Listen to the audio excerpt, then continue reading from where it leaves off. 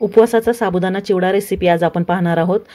तिखट गोड आणि तिखट असे दोन वेगळ्या वेगळ्या प्रकारचे आज आपण साबुदाणा चिवडा रेसिपी पाहणार आहोत। तर बनवायला अगदी सोपे आहेत। फक्त बऱ्याच वेळा काय होतं, साबुदाणा चिवडा बनवताना साबुदाणा आतपर्यंत तळला जात नाही, तर त्यासाठी आपण एक ट्रिक वापरणार आहे, त्यामुळे साबुदाणा आतपर्यंत व्यवस्थित तळला जाईल। तर त्यासाठी इथे आपण 1 वाटी नायलॉन साबुदाणा घेतलेला आहे, म्हणजे 250 ग्रॅम। तर साबुदाणा आतपर्यंत तळला जावा यासाठी इथे वाटीमध्ये एका बाउलमध्ये काढून घेतलाय साबुदाणा आणि 1 चमचा पाणी टाकलेलं आहे।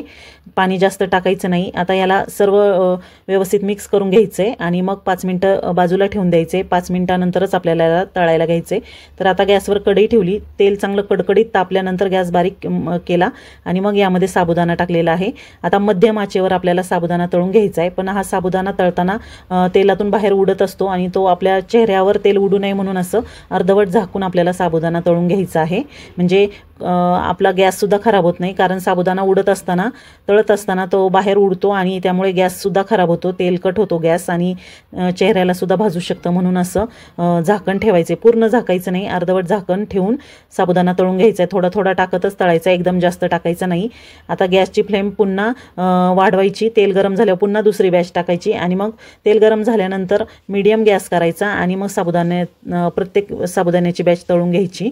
मीडियम गॅसवरच तळायची, खूप लो किंवा खूप हायवर तळायची नाही। हायवर जर साबुदाणे तळले तर बाहेर न करपतात आणि आतमध्ये कच्चेच राहतात, आणि लोवर केलं तर साबुदाणा चिवडा तेलकट होऊ शकतो। म्हणून तेल चांगलं कडकडीत तापलेलं हवं हा साबुदाणा तळताना। एक गोष्ट नेहमी लक्षात ठेवायची, तेल चांगलं कडकडीत तापल्यानंतर गॅस बारीक करायचा आणि मग साबुदाणा टाकायचा। मग मीडियम गॅसवर पूर्ण साबुदाणा तळत तोपर्यंत मीडियम गॅस ठेवायचा, हाय नाही करायचा, आणि मीडियम गॅसवर छान साबुदाणा पांढरा शुभ्र असा फुलत तोपर्यंत तळून घ्यायचा। तुम्ही पाहू शकता सर्व साबुदाणा मी तळून घेतलेला आहे, छान फुललेला आहे। आता माझ्याकडे साबुदाण्याच्या पापड्या आहेत म्हणून मी टाकणार आहे त्याच्यामध्ये। तुम्ही तुमच्याकडे जर कीस किंवा उपवासाचे जे काही तळणीचे पदार्थ असतील ते तुम्ही या चिवड्यामध्ये टाकू शकता। तर साबुदाणा पापड्या टाकणं पूर्णपणे ऑप्शनल आहे, माझ्याकडे आहे म्हणून मी टाकणार आहे। तुमच्याकडे नसतील तर तुम्ही नाही टाकलं तरी चालेल। तर या चिवड्यामध्ये आपण कीस वेपर्स पण टाकू शकतो। तर इथे मी साबुदाण्याच्या पापड्या तळून घेतलेल्या आहेत आणि माझ्याकडे कीससुद्धा आहे, तर मी कीससुद्धा टाकणार आहे। तर जेवढ्या लागतात तेवढ्या साबुदाण्याच्या पापड्या मी टाकणार आहे। तर कीससुद्धा सुका जो बटाट्याचा कीस असतो तो पण टाकणार आहे। तुमच्याकडे जर नसेल कीस किंवा साबुदाण्याच्या पापड्या तर तुम्ही नुसतं साबुदाणा तळून त्याचा चिवडा बनवू शकता आणि त्याच्यामध्ये शेंगदाणे टाकून।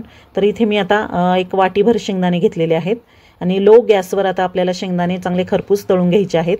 गॅसची फ्लेम वाढवायची नाही, नाहीतर शेंगदाणे करपतात। आता कमी गॅसवर मी शेंगदाणे चांगले खरपूस तळून घेतलेले आहेत। याचं सालसुद्धा निघायला लागले, याचा अर्थ हे छान तळून झालेले आहेत। आता शेंगदाणे तळून झाले, तेल जास्त उरले तर त्यामध्ये मी मिरच्या तळणार नाही। एका तडका पात्रामध्ये मी 1 चमचा तेल घेतले आणि त्याच्यामध्ये उभ्या चिरलेल्या मिरच्या टाकलेल्या आहेत। तिखटपणा चिवड्याला यावा म्हणून छान खरपूस तळून घेतल्यात मिरच्यासुद्धा, कच्च्या ठेवायच्या नाही, चांगल्या कुरकुरीत होतोपर्यंत तळून घ्यायच्या, म्हणजे चिवडा मऊ पडत नाही। आता हा सर्व साबुदाणा चिवडा आणि कीस आणि शेंगदाणे एकत्र करून घेतलेले आहेत। छान साबुदाणा फुललेला आहे आणि आता या साबुदाण्याच्या पापड्या मी बाजूला काढून ठेवत आहे, कारण आपण 2 फ्लेवरमध्ये बनवतोय चिवडा। तर आता मी यातला अर्धा गोड करणार आहे चिवडा, गोड तिखट, आणि अर्धा फक्त तिखट करणार आहे। त्यासाठी मी एका कढईमध्ये काढून घेतलेला आहे अर्धा चिवडा। तर तुम्ही एकाच फ्लेवरचा पण बनवू शकता किंवा तुम्हाला दोन्ही आवडत असतील तसे 2 प्रकारचे बनवू शकता। तर आता या खरपूस तळलेल्या मिरच्या या परातीमधल्या चिवड्यामध्ये टाकत आहे आणि याच्यामध्ये 1 चमचा साखर टाकलेली आहे, पिठी साखर, आणि चवीनुसार मीठ टाकायचं आहे आणि हे व्यवस्थित मिक्स करून घ्यायचं आहे। तर आपला हा गोड आणि तिखट चवीचा साबुदाणा चिवडा तयार झालेला आहे। खूप छान लागतो हा चिवडा। आता आपण दुसरा फ्लेवर बनवूया। तर आता इथे मी लाल तिखट टाकलेलं आहे।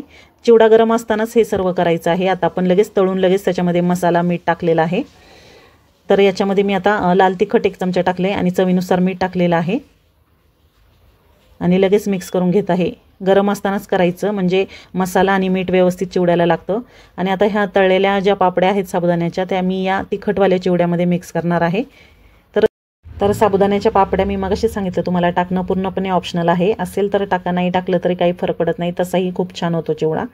तर आता साबुदाण्याच्या पापड्या कुस्करून टाकल्यात मी आणि आता हे व्यवस्थित मिक्स करून घेतले। तर आपला तिखट फ्लेवरचा चिवडासुद्धा तयार झालेला आहे। दोन्हीही चवीला खूप अप्रतिम लागतात. तुम्ही एकदा बनवून पहा. फक्त सांगितलेली ट्रिक नक्की लक्षात ठेवा, की नायलॉन साबुदाणा चिवडा बनवायच्या आधी त्या साबुदाण्यामध्ये 1 चमचा पाणी टाकायचं, पूर्ण मिक्स करायचं आणि झाकण ठेवून 5 मिनिटं बाजूला रेस्ट करण्यासाठी ठेवायचं आणि मग नंतर 5 मिनिटानंतर कडकडीत गरम तेलात तेल गरम झाल्यावर गॅसची फ्लेम मीडियम ठेवायची आणि साबुदाणा तळून काढायचा आणि चांगला आतपर्यंत तळला जातो आणि तेल चेहऱ्यावर उडू नये म्हणून अर्धवट झाकण ठेवून मग तळायचं, म्हणजे गॅस पण खराब होत नाही आणि चेहराही भाजत नाही. तर मस्त असा आपला साबुदाणा चिवडा तयार झालेला आहे. तुम्ही करून पहा. रेसिपी आवडल्यास लाईक, शेअर, सबस्क्राईब करा. भेटू पुन्हा. Bye bye.